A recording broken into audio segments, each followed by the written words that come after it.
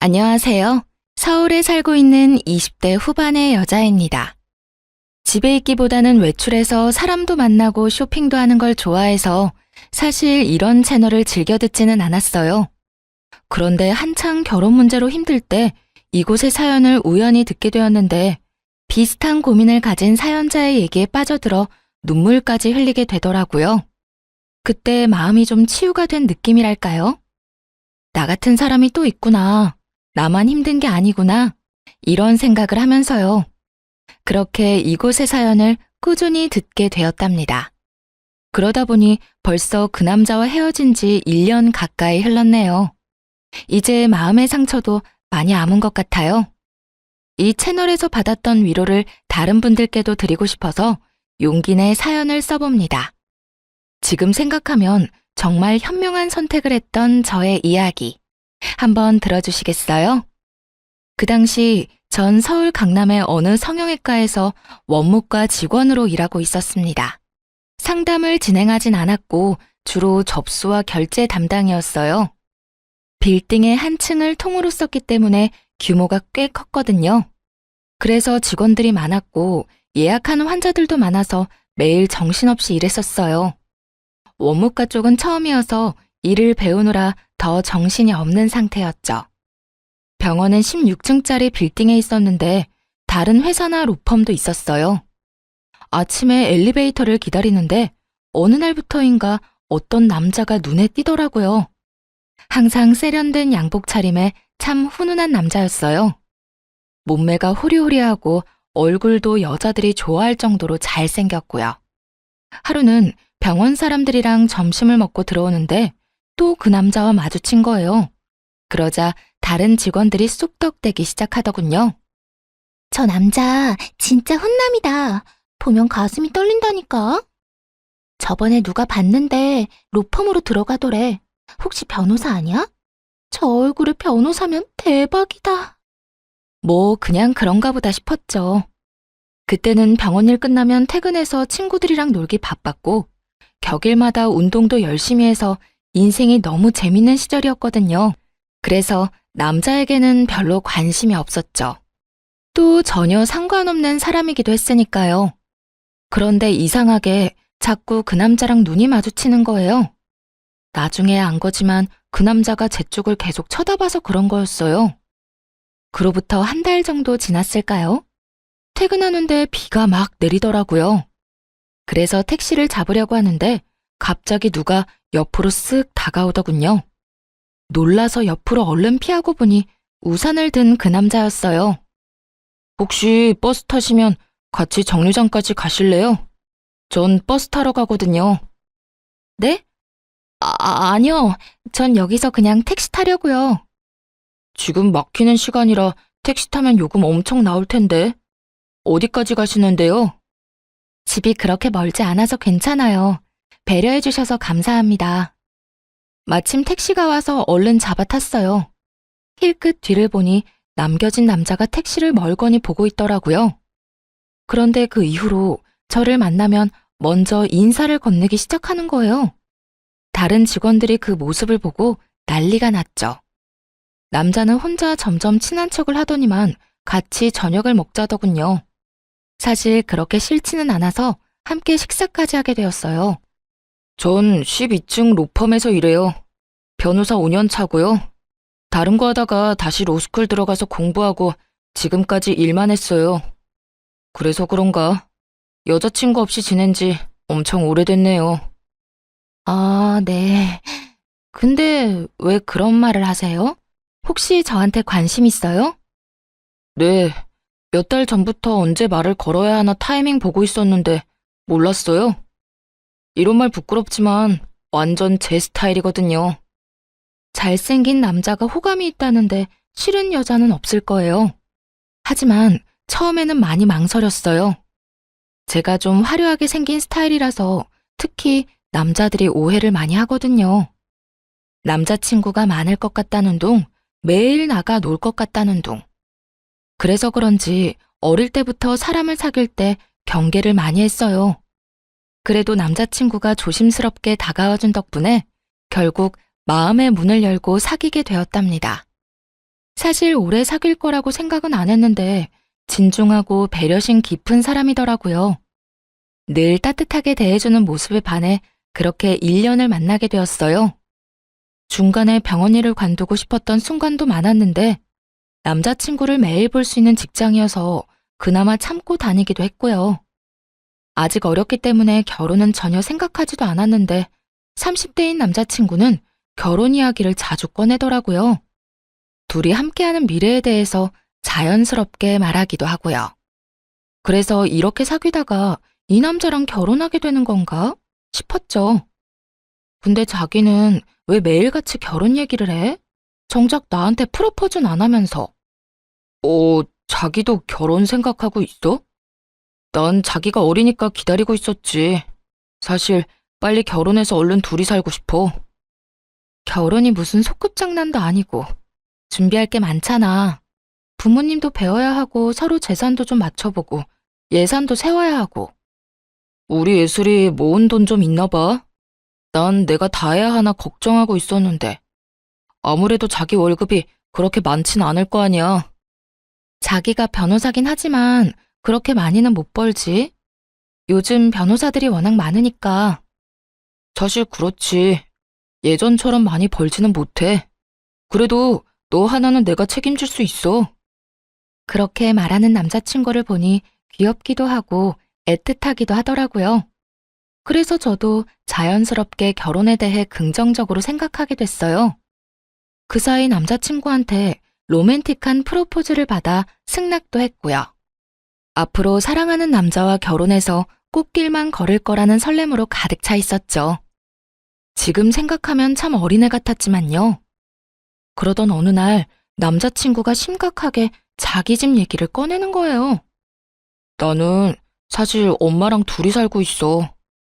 아버지가 나 대학생 때 갑자기 병으로 돌아가셔서 엄마가 우울증에 걸리셨거든. 로스쿨 다니느라 집도 팔아서 더 작은 집으로 이사 갔고 그나마 내가 변호사가 돼서 다행이지. 우리 엄마 그거 하나 보고 사셔. 그러셨구나. 난 그냥 평범한 집에서 자랐어. 자기한테 그런 아픔이 있는 줄 몰랐네. 그래도 이렇게 변호사까지 되고 대단한 거야, 정말. 저기, 내가 엄마한테 자기에 대해 말씀드려봤거든? 여자친구 있다고.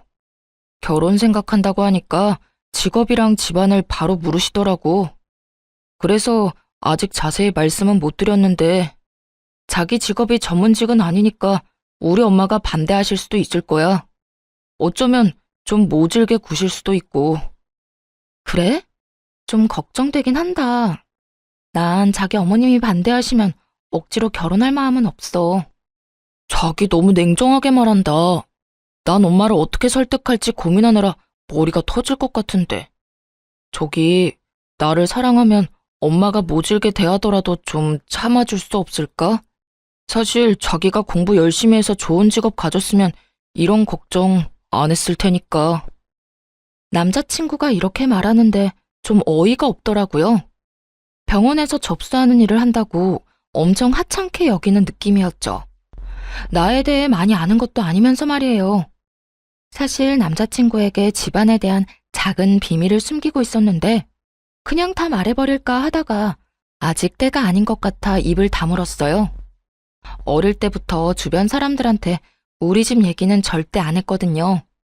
친구들한테도 그냥 평범하게 산다고만 하고 이러쿵저러쿵 말한 적도 없어요. 남들한테 쓸데없는 말 하지 말라고 부모님이 항상 신신당부하셔서 그렇게 됐죠. 일단은 말을 아끼고 다시 만남을 이어가던 어느 날이었어요. 먼저 퇴근하고 건물 입구 앞에서 남자친구를 기다렸죠. 때마침 남자친구가 나오길래 인사하는데 어떤 중년 여자가 툭 치고 가는 거예요. 게다가 남자친구 이름을 크게 부르면서요. 한눈에 봐도 남자친구 엄마라는 걸 알 수 있었어요. 남자친구도 놀랐는지 제 쪽을 휙 쳐다보더라고요. 엄마, 여기까지 웬일이에요? 언제 끝날 줄 알고요. 전화를 미리 하시죠. 우리 변호사님 이렇게 퇴근한 거 보는 게 엄마 행복이야. 아휴, 멀리서 오는 거 보는데 너무 멋있더라. 무슨 아침 드라마 보는 줄 알았잖아. 아, 진짜 그만하세요. 민망하네. 엄마, 이쪽은 이예슬이에요. 내 여자친구. 이렇게 갑자기 만나서 좀 그렇다. 정식으로 날 잡아서 만나야 하는데. 응? 그러게. 그건 그렇고, 여기까지 왔는데 엄마랑 같이 집으로 가줄 거지? 그러더니 남자친구 엄마가 팔짱을 딱 끼고는 남자친구를 끌고 가려고 하더라고요. 남자친구는 당황하면서 저를 쳐다봤고요. 근데 오늘 예슬이랑 선약이 있는데? 그러니까 연락을 먼저 하셨어야죠. 아님 이렇게 된 거 우리 셋이서 저녁 먹을까요? 맨날 밖에서 밥 먹는 애가 또 무슨 외식을 한다 그래. 내가 너 좋아하는 제육볶음 맛있게 해놨는데. 그럼 난 먼저 갈게. 내일 보면 되지. 어머님, 다음에 뵙고 정식으로 인사드릴게요. 그런데 진짜 너무 웃겼던 게 뭔지 아시나요? 남자친구 엄마는 저를 한 번도 안 쳐다봤고 마치 없는 사람 취급했다는 거예요. 당연히 인사도 받아주지 않았죠. 제 존재 자체를 그냥 신경도 안 쓰고 지나쳐버리더라고요. 저에 대해 당연히 알고 있었을 텐데 완전히 무시하는 태도를 보니 화가 나더군요. 결국 남자친구는 미안한 표정을 지으면서 지네 엄마한테 끌려갔고요. 말도 제대로 못하는 모습에 좀 정이 떨어졌어요. 그래서 일부러 다음 날까지 연락을 받지 않았네요. 엄청 미안했는지 병원 문 앞까지 찾아와서 기다리고 있더라고요. 자기야, 어젠 진짜 미안했어. 전화 안 받아서 내가 얼마나 걱정했는 줄 알아? 어머님이 나를 어떻게 생각하는지 아주 잘 알겠던데. 그래도 그렇지 사람을 앞에 두고 어떻게 그렇게 모르는 척을 하셔? 그러게 말이야. 나도 집에 가는 길에 엄청 뭐라고 했어. 우리 엄마가 원래 그런 분이 아닌데 진짜 미안해. 어제 나 처음 보신 거잖아. 뭐라고 하셔? 자기한텐 솔직하게 말하셨을 거 아니야. 숨기지 말고 말해봐. 뭐 별로 좋은 얘기는 안 하셨어. 그냥 모르는 척하고 넘겨줘. 내가 우리 엄마는 잘 설득할게. 아, 말해보라고. 나도 알아야 앞으로 어떻게 할지 생각해볼 거 아니야. 생긴 게 날라리 같고 치마도 너무 짧다고. 그렇게 어린 것 같지도 않은데 정숙하지 않다고 하시네. 어젠 좀 치마가 짧긴 했지. 난 그런 거 좋아하지만. 날라리라니. 진짜 어이가 없더라고요. 어차피 곧 우리 집에도 인사를 가야 하니까 이번 기회에 다 털어놓기로 했어요. 우리 집에 인사 오기 전에 미리 말할 게 있어. 무슨 말인데? 혹시 무슨 달동네 산다는 말 아니지? 자기 경제 사정 안 좋다는 건 나도 짐작했어. 괜찮아. 아니? 그건 아니야. 우리 집 가면 놀랄까봐 미리 말해주는 거야. 사실 내가 지금 일하는 병원 원장이 우리 오빠야. 우리 오빠가 성형외과 전문이거든. 진짜야? 아, 그래서 거기서 일하는 거구나. 그럼 자기가 해외에서 학교 나왔다고 한 것도 진짜겠네? 사실 안 믿었거든. 응, 나 미국에서 대학 다니다가 사정이 있어서 다시 한국으로 돌아온 거야. 우리 집 못 살지 않아. 자기랑 결혼하려는 이유 중 하나가 뭔지 알아? 자기가 내 배경 안 보고 나 그대로를 사랑해줘서야. 암튼 일단 가보면 알겠지. 너무 걱정하지 마. 자기가 그렇게 말하니까 얼떨떨하면서도 좀 무섭네. 나 마음에 안 들어 하실까봐 걱정된다. 네, 맞아요. 사실 아버지께서 부동산으로 재산을 많이 불리셔서 부유하게 자랐답니다. 서울의 빌딩 포함해서 건물이 3채 정도 있는 걸로 알고 아버지는 임대업 전문으로 투자회사를 하고 계시고요. 다행히 오빠가 의사가 되어준 덕분에 저는 자유롭게 자랐어요. 그런데 디자인을 전공해 뉴욕으로 대학을 갔다가 교통사고로 다리를 다쳤거든요. 그래서 어쩔 수 없이 졸업을 못하고 귀국하게 된 거였답니다. 공부를 못하게 되니까 미래도 불투명해져서 심적으로 정말 힘든 시기였어요. 방황도 많이 해서 부모님 속도 많이 썩였죠. 방에만 처박혀 있으니까 보다 못한 부모님이 끌어내서 일을 시키신 거였어요. 오빠 병원에서 아르바이트라도 하라면서요. 확실히 규칙적인 일상을 보내고 사람들이랑 대화도 하니까 많이 건강해졌어요. 거기다 남자친구를 만나게 되면서 더욱 생기가 생기고 웃음도 많아져서 그런지 부모님도 벌써부터 남자친구를 좋게 생각하고 계시더라고요.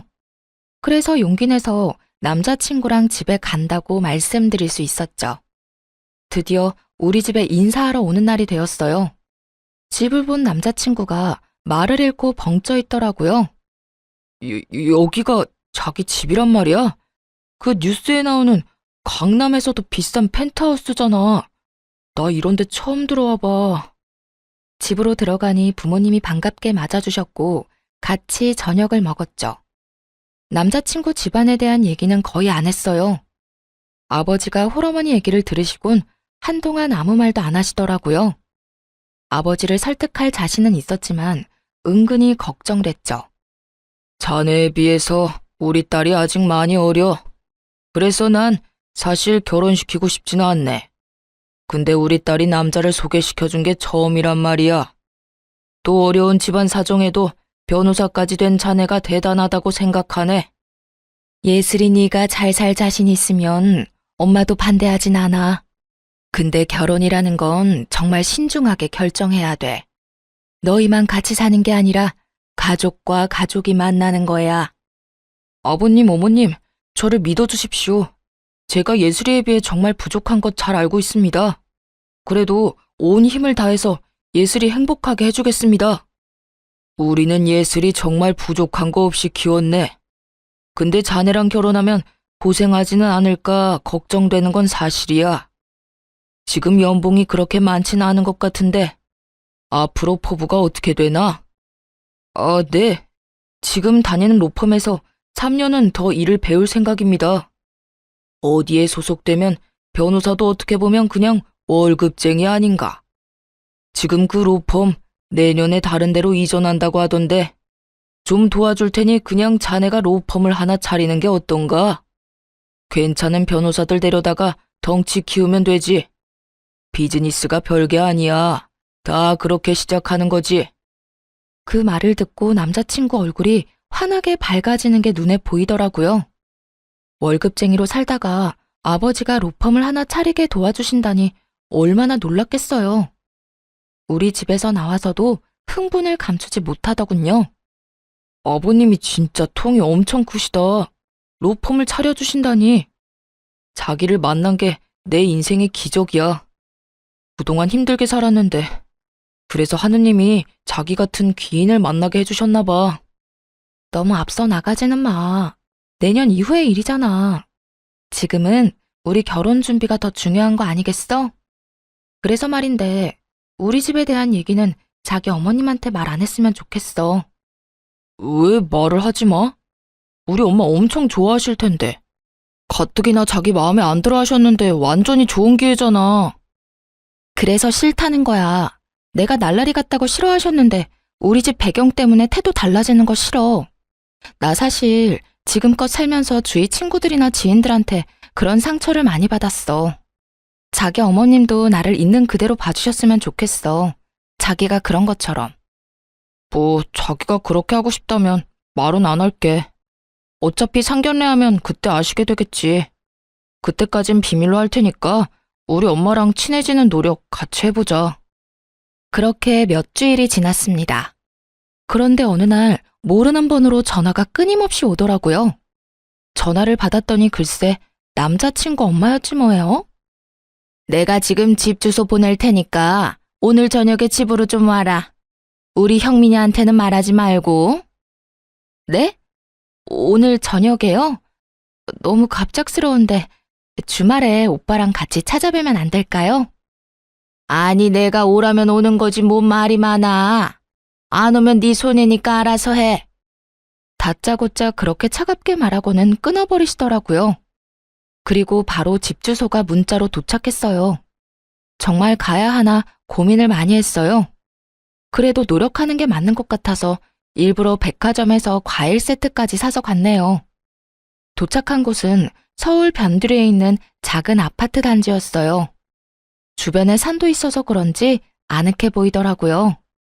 초인종을 누르자 얼마 안 있다가 예비 시모가 문을 확 열어젖혔어요. 그리고 말도 없이 휙 들어가 버리길래 순간 당황했지만 우선 안으로 들어갔어요. 뭘 그렇게 두리번거려? 설마 서울 아파트 처음 보는 건 아니지? 내가 관심이 없어서 형민이한테 물어보지도 않았는데 넌 어느 동네 사니? 혹시 어디 달동네 사는 건 아니지? 어머님, 저번부터 말씀드리려고 했는데 말씀이 좀 지나치신 것 같아요. 저를 마음에 안 들어 하시는 건 알겠는데 그래도 좀 예의를 갖춰주세요. 뭐라고? 어디 어린 게 어른 앞에서 눈 똑바로 뜨고 예의 타령이야? 넌 지금 예의가 있어? 하긴 가정교육이 중요한 건데 뭐 그런 환경에서 자랐으니 내가 기대를 하면 안 되지. 도대체 사람을 어떻게 생각하고 있는 건지 예비 시모의 태도에 기가 막히더라고요. 그래도 꾹 참고 과일 바구니를 내밀었는데 예비 시모가 혀를 쯧쯧 찼답니다. 너 병원 접수원이라고 하던데 돈이 썩어나니? 이게 얼마나 비싼데 이렇게 척척 싸와? 이런 것만 봐도 네 머리가 얼마나 텅텅 비었는지 알겠다. 어머님께서 과일 좋아하신다고 해서 일부러 멀리까지 가서 사온 거예요. 그냥 맛있게 드셔주세요. 그렇게 많이 안 비싸요. 아이고, 이게 안 비싸다고? 네 수입이 뻔한데 낭비가 너무 심한 거 아니니? 데이트할 때 우리 아들 돈 다 털어먹는 거 아니야? 힘들게 돈 벌어서 뭔 짓인지. 저 오빠랑 데이트 비용 반반씩 내거든요. 마음에 안 드신다고 해도 왜 그렇게 절 대하시는지 잘 모르겠네요. 저는 그냥 어머님이랑 친해지고 싶어서 온 거예요. 우리 아들 구워 삶은 것도 모자라서 나도 어떻게 해보려고? 어림도 없지. 그래, 우리 아들이랑 그렇게 결혼하고 싶으면 오늘 저녁 좀 차려봐. 내가 우리 아들 밥 하나는 참 잘해 먹였어. 너랑 결혼했다가 라면만 먹게 할 순 없으니까 요리 솜씨가 어떤지 좀 보자. 만약 제대로 못하면 절대 우리 아들이랑 결혼 못할 줄 알아. 저 말 들으니 진짜 기가 막히더라고요. 저요, 여태껏 밥 한 번 안 하고 자랐어요. 자랑하는 게 아니라 항상 집에 도우미 아주머니가 계셨거든요. 앞으로도 청소며 요리에 매달릴 생각 없었고요. 그리고 결혼하면 둘이서 알아서 밥 차려 먹고 잘 살 텐데 예비 시모가 말하는 것을 들으니 무슨 노예를 구하는 것 같았죠. 저는 결혼해도 일할 거예요. 집에서도 요리해 본 적 없고요. 부모님도 저한테 밥 차리라고 말씀하신 적 없어요. 무슨 며느리 뽑는 선발전 하는 것도 아니고 밥 못하면 결혼 못한다고 말씀하시는 게 너무 어이가 없네요. 저 그만 가볼게요. 이거 말하는 꼬락서니 좀 봐. 야, 너 거기 안 서? 나가기만 해봐. 당장 부엌으로 들어가. 예비 시모의 눈이 갑자기 휙 돌더니만 제 목덜미를 잡아채더군요. 그러고는 주방으로 막 끌고 가기 시작했어요. 순간 너무 무서웠죠. 내가 우리 아들을 어떻게 변호사로 만들었는데 니까짓 게 뭔데? 가진 게 없고 이뤄놓은 것도 없으면 뭘 해줄 수 있는지 보여줘야 하는 거 아니야?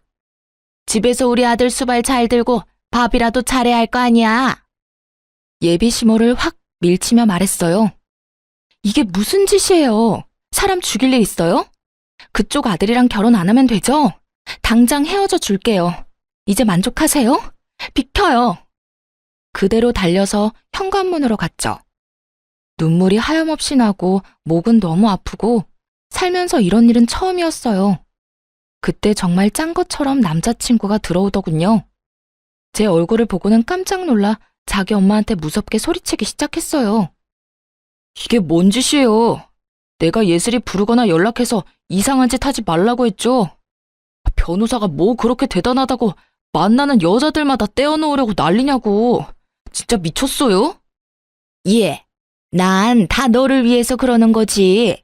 그깟 변호사라니? 네 얼굴에 네 직업이면 열쇠 3개는 기본으로 주는 여자도 만날 수 있단 말이야. 어디서 맨날 거지 같은 애들만 데려오니까 그러는 거 아니니? 그 말을 듣자 정신이 확 들더군요. 그동안 믿었던 남자친구한테도 배신감이 들었고요. 물론 저를 만나기 전에 다른 여자야 만났겠지만 그동안 그런 말 전혀 없었거든요. 저번에 그 선생이라는 계집애도 떨쳐내느라 얼마나 힘들었는데 그런데 이번엔 이런 날라리 꽃뱀을 데려와? 자기야, 일단 나가자. 내가 다 설명할게. 소리치는 예비 시모를 뒤로 하고 겨우 나왔습니다. 남자친구의 차에서 진정될 때까지 멍하게 앉아 있었어요. 이런 일이 생기다니 진짜 꿈을 꾸는 것 같더라고요. 남자친구한테 가기 전에 미리 말을 해놔서 다행이지. 저 혼자였다면 더 못된 일도 당했을 것 아니겠어요? 엄마가 한 말은 너무 신경 쓰지 마. 내가 다 미안하다. 자기야, 이런 일로 나 버리는 거 아니지? 자기가 원하면 엄마랑 인연 끊고 살게. 진짜야. 나도 정말 지긋지긋해. 그래도 키워주신 엄만데 어떻게 천륜이 끊어지겠어. 나랑 인연을 끊는 게 훨씬 빠를 것 같은데. 그리고 다른 여자 얘기는 뭐야? 다 지나간 일이니까 굳이 말 안 한 거야. 예전에도 결혼할 여자가 있긴 했어. 근데 엄마가 하도 괴롭혀서 결국 헤어졌거든. 그럼 나한테 그 말도 했어야지. 그래야 자기 어머님이 어느 정도인지 알잖아. 난 오늘 일 너무 충격적이야. 내가 대신 이렇게 빌게. 진짜 미안해. 그래서 자기 집안에 대해서 미리 말하자고 한 거야. 그러면 엄마가 잘 대해주실 게 확실하고 결혼까지 아무 문제 없으니까. 그거야 자기한테 유리한 입장인 거고 내가 굳이 그렇게까지 하면서 결혼할 필요는 없는 것 같아. 우리 좀 생각할 시간을 갖자. 당분간 연락하지 마. 계속 붙잡는 남자친구를 밀어내고 얼른 제 차로 돌아가 버렸어요. 그런데 2주 정도 시간이 흘렀는데도 남자친구에게선 진짜 연락 한 통 없더라고요. 이렇게 끝내는 게 맞다고 수십 번 되뇌면서도 괘씸한 마음이 들었죠. 참 이상하게도 건물 안에서도 마주치질 않더군요. 그렇게 일주일이 더 지났는데 엘리베이터 앞에서 드디어 남자친구를 마주쳤어요. 그런데 정말 다른 사람처럼 너무나 초췌하게 변해 있는 게 아니겠어요? 그 사람이 저를 보며 힘없이 씩 웃자 저도 모르게 눈물이 왈칵 쏟아지더라고요. 결국 그날 저녁에 만나서 얘기를 하게 됐죠. 나 2주 동안 병가 내고 사무실 못 나갔어. 자기랑 못 만나니까 진짜 지옥 같더라고. 병가를 다 써서 결국 다시 출근하는데 이번에는 자기 마주칠까봐 너무 무섭고 어떻게 해야 될지도 모르겠고. 남자가 뭐 그렇게 용기가 없어? 그렇게 나랑 결혼하고 싶으면 어떻게든 잡든지 행동하는 걸 보여줘야지. 자기가 나한테 과분한 사람인 걸 아는데 염치 없이 어떻게 그래? 그런 수모를 겪게 하면서까지 잡을 수는 없지. 그 순간에 진짜 이 남자를 사랑한다는 걸 느꼈던 것 같아요. 지금 생각하면 참 바보 같지만요. 어쨌든 사람 마음이 그렇게 무 자르듯이 잘리는 게 아니니까요. 사실 자기한테 말을 안 했는데 우리 엄마 때문에 너무 힘들었거든. 여기 빌딩 앞에서 자기 처음 봤던 날에 엄마가 무슨 짓을 했는 줄 알아? 당장 헤어지라고 난리치면서 수면제 털어먹는 신용까지 했어. 진짜야? 자기 어머님 진짜 대단하다. 아들 인생인데 도대체 왜 그렇게 집착하시는 거야? 아, 참 웃긴 게 뭔지 알아? 그게 처음도 아니라는 거야. 전에는 응급실 가서 쉬하고 난리도 아니었어. 근데 의사가 나한테 조용히 그러더라. 수면제가 아니라 비타민이었다고.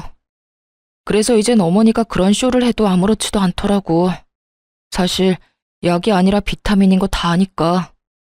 미안하지만 그 말을 들으니까 난 더 이 결혼에 자신이 없어졌어. 어떻게 평생 자기 어머님을 견디면서 살겠어? 나랑 결혼하고 싶으면 자기가 확실히 해줘. 우리 집 얘기 안 하고 결혼 승낙 받아내. 그리고 절대 우리 결혼 생활에 터치 안 하시겠다고 확답 받아줘. 억지스러워 보여도 그게 내 조건이야. 그게 안 되면 앞으로 나한테 더한 요구도 할 뿐인 것 같아. 그러자 남자친구가 갑자기 무릎을 꿇더니 펑펑 울기 시작하더라고요. 내 평생 자기만큼 사랑한 여자는 없어. 자기를 지키기 위해서라면 뭐든지 할 거야. 어떻게든 엄마가 우리 일에 더 이상 참견 못하게 내가 확실히 정리할게. 나 조금만 기다려줘. 우리 안 헤어지는 거 맞지? 남자친구가 울면서 사정을 하기도 했고 저도 사랑하는 마음이 컸기에 우선은 일을 해결할 때까지 지켜보기로 했죠. 다시 만나니까 제 마음도 안정되는 게 느껴졌답니다. 그래도 사랑이 있으니 힘든 난관을 견딜 수 있을 거라는 순수한 믿음이 있었죠. 며칠 뒤 그 일이 있기 전까지는 말이죠. 병원에서 일하고 있는데 낯익은 여자가 저를 째려보며 들어오는 거예요. 눈을 다시 비비고 볼 정도로 이 상황이 믿기지가 않았어요. 맞아요. 남자친구의 어머니였어요. 그대로 얼어붙어서 예비 시모가 다가오는 걸 바라보고 있었죠. 예, 너 내가 좋게 해결하려고 했는데 가만히를 안 있는구나. 진짜 우리 아들하고 결혼을 한다. 이 말이지 감히. 예비 시모는 그 큰 병원에서 수십 명의 환자들에게 들으라는 듯 소리쳤어요. 놀라서 제 옆으로 다가온 다른 직원들이 예비 시모를 말리기 시작했죠. 무슨 일인지는 몰라도 나가주세요. 여기 지금 영업하고 있는데 뭐 하시는 거예요? 내가 여기 왜 왔는지는 저 맹랑한 계집애한테 물어봐. 화병이 나서 지금 쓰러져 죽을 판이야. 어디서 꽃뱀 주제에 우리 아들을 넘봐? 여기 있는 사람들한테 한번 다 말해볼까? 누구 편을 드는지? 지금 여기 사람들 많으니까 나가서 얘기하세요. 아무리 그래도 일하는 직장에 오셔서 지금 뭐 하시는 거예요? 이까지 접수대에서 일하는 주제에 뭔 대단한 거 한다고. 너 대학이나 제대로 나왔어? 너 같은 애들 뻔하지. 반반한 얼굴 하나 믿고 잘난 남자 꼬시려고 하는 거 내가 모를 것 같아? 너 당장 우리 아들한테서 떨어져. 그 확답 받을 때까진 난 절대 여기서 안 나간다. 그러고는 예비 시모가 갑자기 정수기 쪽으로 가더니 컵에 찬물을 담기 시작했어요. 하도 열을 내더니 물 마시려는가 보다 하는 찰나에 그걸 저한테 확 뿌린 거 있죠. 그 많은 사람 앞에서 물까지 뒤집었으니 정말 너무 화가 나고 견딜 수가 없더군요. 사람들이 수군대는 소리가 들려왔어요. 이에 질세라 탕비실로 가서 큰 물통에 물을 한가득 떠 예비 시모한테 확 뿌렸죠. 나 절대 당신 아들이랑 결혼 안 해. 걱정 붙들어 매세요. 나중에 절대 후회하지 말고 나한테 구질구질하게 매달리지 말아요. 알았어요? 이게 진짜 미친년이네. 감히 나한테 물을 뿌려? 내가 너한테 매달린다고? 지나가던 개가 웃겠다. 너나 지금 네가 한 말 꼭 지켜. 우리 아들 앞에 다시 나타나지 마. 밖에서 한바탕 소동이 일어나니 당연히 진료실 안까지 그 소리가 다 들렸겠죠. 진료를 보던 오빠가 나오더니 놀라서 얼른 저한테 달려왔어요. 이게 지금 다 무슨 일이야? 누가 진료 중인 병원에 와서 이런 짓을 하는 거야? 이슬아, 뭔 일이야? 설마 그 아줌마야? 오빠의 목소리를 들으니 갑자기 서러움이 몰려와서 눈물이 나더라고요. 6살 위인 오빠가 저를 어릴 때부터 엄청 귀여워했거든요. 처음에 고백받았다고 했을 때 병원이랑 로펌이 같은 건물에 있다 보니 오빠가 다른 사람들 통해서 남자친구에 대해 알아봐 주기도 했고요. 사귀는 것도 오빠한테 제일 먼저 말했고 남자친구랑 같이 식사도 몇 번 했어요. 예비 시모에 대해서도 유일하게 알고 있는 사람이 우리 오빠였답니다. 그 집에서 큰일을 당하고 왔을 때 오빠가 엄청 화내면서 당장 헤어지라고 해서 그 후에 다시 남자친구를 만나는 것도 말 못했었어요. 그런데 오빠 병원에서 이런 일이 생겼으니 정말 너무 민망해서 미치겠더군요. 아줌마, 남의 병원에 와서 영업 방해, 기물 파손에 뭐 하는 짓이에요? 아들이 변호사라면서 법에 대해 잘 모르시나 보네. 지금 당장 고소당하고 싶어요? 네? 아니, 그게 아니고 여기서 일하는 직원이 꽃뱀이라고요. 그거 알고 있어요? 얘 당장 잘라요. 병원 이미지 나빠진다고. 뭔 말도 안 되는 소리를 하고 있어요. 그쪽이 여기서 물 뿌리고 난리쳐서 고소할 거라는데 우리 예슬이한테 한 짓도 명예훼손 처리할 거니까 당신 아들한테 잘해보라고 해요. 아니, 우리 아들 얘기가 왜 나와요? 그리고 우리 아들이 변호사인 건 의사 선생님이 어떻게 알아요? 아줌마, 얘가 내 하나밖에 없는 동생이에요. 알았어요? 그쪽 아들도 내가 몇 번 만났고 아줌마가 한 패약질도 다 들어서 알고 있다고. 아주 간신히 참고 있는데 사람 열받게 하시네. 당장 여기서 안 나가요? 아이, 말도 안 돼. 얘가 친동생이라고요? 그럼 왜 말을 미리 안 했어? 오빠가 의사면 집에 돈 좀 있을 거 아니야? 미리 말했으면 내가 이렇게까진 안 했지. 그쪽이 이렇게 나올까봐 말 안 한 거예요. 아줌마, 내가 아까 말했죠? 나한테 매달리거나 후회하지 말라고. 그리고 하나 더 말해줄까요? 이 빌딩 우리 아빠 거예요. 너네 아버지 빌딩이라고? 아니, 그게 진짜야? 그럴 리가 없는데.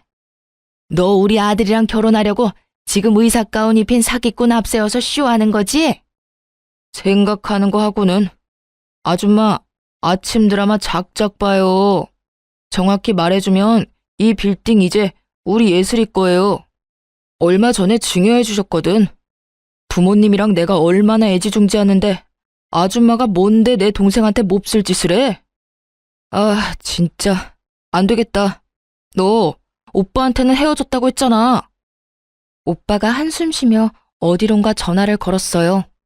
상대가 누구인지는 안 봐도 바로 알 수 있었죠. 5분도 안 돼서 사색이 된 남자친구가 뛰어왔는지 숨을 몰아쉬며 들어왔거든요.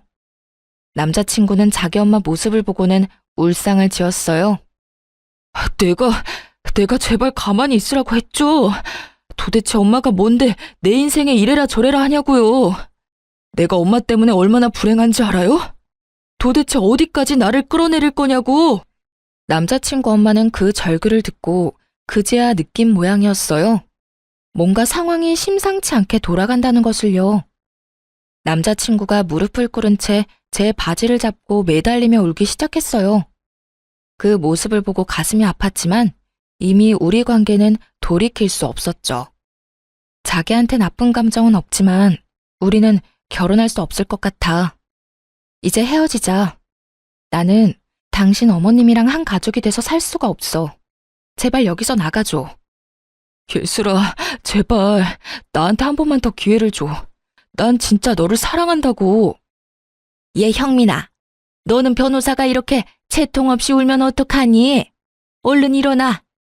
근데 얘가 진짜 이 건물주 딸은 맞는 거니? 이제 와서 그게 중요해요? 나 예슬이랑 헤어지면 엄마랑도 연 끊고 살 거예요. 알았어요? 이제야 상황 파악이 됐는지 남자친구 엄마가 부드러운 목소리로 말하더군요. 예, 아가야. 내가 우리 아들을 생각하는 마음에 큰 실수를 한 것 같다. 우리 좀 진정이 되면 다시 얘기하자. 일하는 데 와서 미안하다. 오늘 이후로 다신 아줌마랑 마주칠 일 없을 거예요. 상황 다 알았으니까 이제 그만 가주세요. 지금 안 나가면 진짜 경찰 부릅니다. 강 과장님, 빨리 처리 좀 부탁드릴게요. 얼른 정리하고 정상 진료합시다.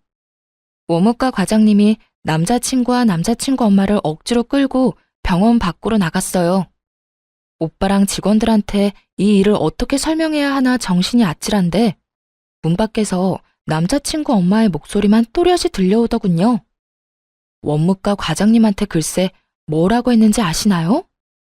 근데 진짜 제가 이 건물주 딸 맞아요? 저 의사 동생이 맞고요? 저 의사가 여기 원장 맞아요? 예, 불러 들어온 복을 아주 뻥 차셨네요. 그 말을 들은 남자친구 엄마가 벙찐 채 이쪽을 바라보는데 얼굴이 점점 흑색으로 변하는 게 보이더라고요. 눈도 마주치기 싫어서 얼른 탕비실로 들어가 버렸어요. 30분쯤 지나고 오빠가 집으로 그만 가라고 해서 그 길로 퇴근했답니다. 그 이후로 남자친구 연락도 그냥 차단해버렸어요. 괜히 연락하고 변명을 들으면 미련 때문에 나쁜 선택을 할 것 같아서요. 오빠가 핸드폰 검사까지 하면서 완전히 뜯어말리기도 했고요. 한동안 남자친구 엄마가 다시 찾아올까봐 병원에 가지 않았는데 오빠도 아예 그만 일하는 게 좋겠다고 하더라고요. 그래서 짐도 챙겨오고 직원들에게 사과도 할 겸 마지막으로 병원에 갔죠. 그런데 어쩐지 쎄하더라니. 빌딩 앞에서 남자친구 엄마랑 딱 마주쳤지 뭐예요. 저를 발견하자마자 막 달려오더군요. 진짜 무슨 공포영화처럼 너무 무서워서 뒷걸음질까지 쳤네요. 그러더니 무턱대고 앞에서 무릎을 꿇었어요. 잠을 한숨도 못 잔 것처럼 머리는 엉망이고 옷도 엉망이고 말이죠. 아가야, 제발 나 좀 한 번만 봐주렴. 정말 미안하다. 우리 아들 한 번만 받아주면 내가 앞으로 네 앞에서 납작 엎드려서 살게. 응? 내가 우리 아들 일이라면 앞뒤 안 가리는 경향이 좀 있어. 잠깐 미쳤었나 봐, 아가야. 다 끝난 마당에 소름 끼치게 무슨 아가? 난 아줌마 얼굴 보는 것만으로도 끔찍해요. 내가 말하지 않았어요? 그쪽 아들이랑 다신 안 만날 거고 결혼도 안 할 거니까 나 찾아오지 말라고요. 그날 이후로 형민이가 짐 싸서 나가버렸어. 나한테 전화 한 통도 없고 그래서 잠도 못 자고 너한테 용서를 빌려고 매일 여기서 너만 기다렸단다, 아가야. 그 말이 더 소름 끼치네요. 나 다신 여기 안 올 거니까 앞으로 찾아오지 마요. 그리고 이제 다 끝난 사이지만 당신 아들은 당신 소유물이 아니에요. 아들 인생 망치지 말고 적당히 해요. 계속 따라오며 미안하다고 오는 그 여자를 떼어내느라 진짜 곤혹스러웠어요. 결국 빌딩 경비원분들한테 부탁해서야 겨우 쫓아버릴 수 있었죠. 그렇게 그 아줌마의 악연은 다행히 끝낼 수가 있었어요. 전 남자친구와는 그 후 3개월 뒤에 한 번 만난 걸로 인연을 마무리했고요. 지금도 그 사람을 생각하면 마음 한편이 아려요. 차라리 절대 못 헤어진다고 악이라도 썼다면 정이 더 떨어졌을 텐데 그 사람은 제가 연락할 때까지 한 번도 연락하지 않더라고요. 오빠를 통해 그 사람이 로펌을 그만뒀다는 사실을 알게 됐지만 연락하진 않았어요. 그런데 어느 날 그 사람에게서 메시지가 왔더군요. 물론 바보 같은 건 알지만 그래도 한 번 만나서 마무리를 짓고 싶더라고요. 자주 가던 공원에서 만나서 어색하게 얘기를 이어나갔죠. 우리 엄마가 병원 앞에서 매일 너 기다렸단 소리 들었어. 정말 미안해. 내가 알아서 해결했어야 했는데. 우리 엄마 아직도 나한테 별 미친 소리를 매일같이 하고 있어. 너 잡으라고 돈 많은 며느리 놓쳐서 평생 제정신으로 못 살겠다고. 나도 병원 오래 안 나갔다가 딱 한 번 갔어.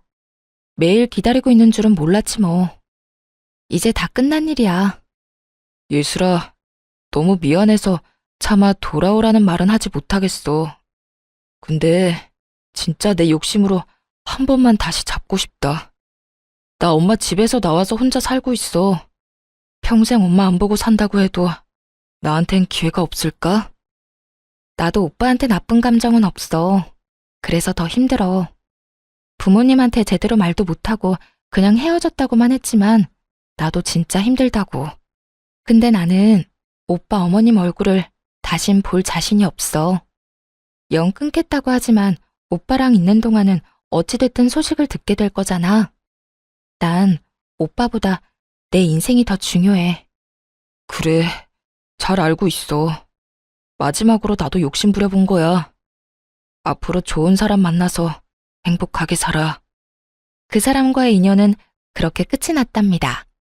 저는 공부를 다시 하기 위해 곧바로 준비해서 다시 미국으로 유학을 떠났어요. 지금은 미국에서 생활 중인데 저녁에 이곳의 사연을 종종 듣고 있죠. 한국을 향한 향수를 달랠 수 있어서 참 좋아요. 가끔 오빠와 통화를 하는데 놀라운 소식이 뭔지 아세요? 그 아줌마가 아직도 빌딩 근처를 돌아다니는 것 같다고 하더라고요. 진짜 정신이 이상해진 거 아닐까 싶어요. 하긴 그렇게 돈 많은 집 며느리 찾으려고 난리치다가 자기 때문에 놓쳐버렸으니 저 같아도 속 쓰려서 제대로 못 살 것 같네요. 상처도 많이 받고 이상한 일을 겪은 터라 앞으로 결혼할 수 있을지 모르겠지만 지금은 우선 공부를 잘 끝내는 걸 목표로 지내고 있어요. 제가 타지에서 잘 살아갈 수 있도록 듣고 계신 분들이 힘을 주셨으면 좋겠습니다. 이야기 들어주셔서 감사드리고 좋은 날만 가득하시길 바랄게요.